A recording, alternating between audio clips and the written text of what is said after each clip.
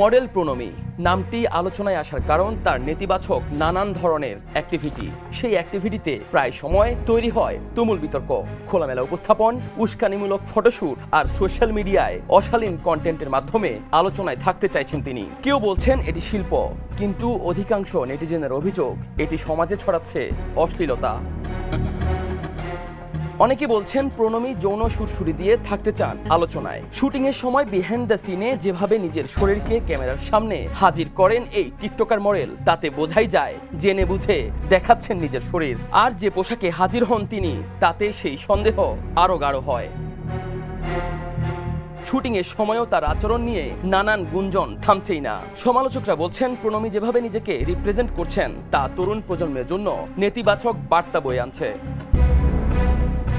Facebook, Instagram কিংবা YouTube যেখানেই যান প্রণমীর ছবি, ভিডিওতে ভেসে আসছে অগণিত সমালোচনা। প্রশ্ন একটাই, একজন মডেল কি শুধুই শরীর প্রদর্শনের জন্য?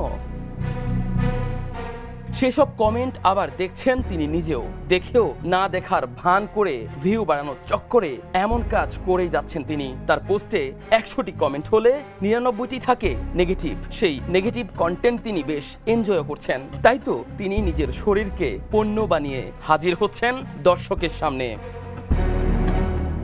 এর মধ্যেই নতুন অভিযোগ, প্রণমীর স্বামী নাকি তাকে এসব কাজে সহযোগিতা করছেন। শরীর দেখিয়ে আলোচনায় আসার পেছনে তার প্রত্যক্ষ সমর্থনই কাজ করছে বলে দাবি সমালোচকদের। কিন্তু বিতর্ক এখানেই থেমে নেই।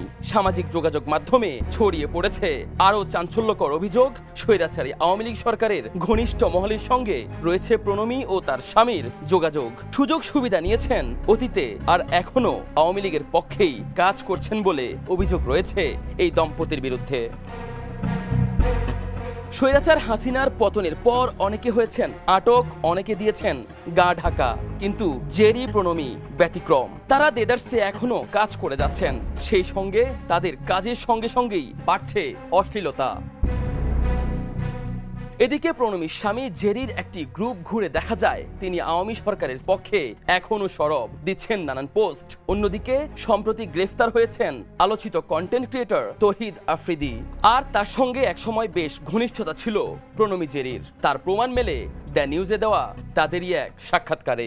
না, আফ্রিদির সাথে হচ্ছে গিয়ে ওই মানে এই যে একটা ও যে প্রবলেমটার মধ্যে এখন আছে, যে আমি জানি না ওইটা কীভাবে ও ফেস করতেছে, বাট এমত অবস্থা আমাদের মনে হয় না যে আমরা মানে কোনো প্রফেশনালি কোনো কিছুর মধ্যে কখনো মানে আর যুক্ত হওয়া যাবে এই টাইমটার মধ্যে, যতদিন পর্যন্ত ও কাম ব্যাক করতেছে না বা ক্লিয়ার আউট করতেছে না ওর বিষয়গুলো, ততদিন পর্যন্ত আমরা অ্যাকচুয়ালি কোনো প্রকার ঝামেলার সাথেই জড়াতে চাই না অ্যাকচুয়ালি কখনোই।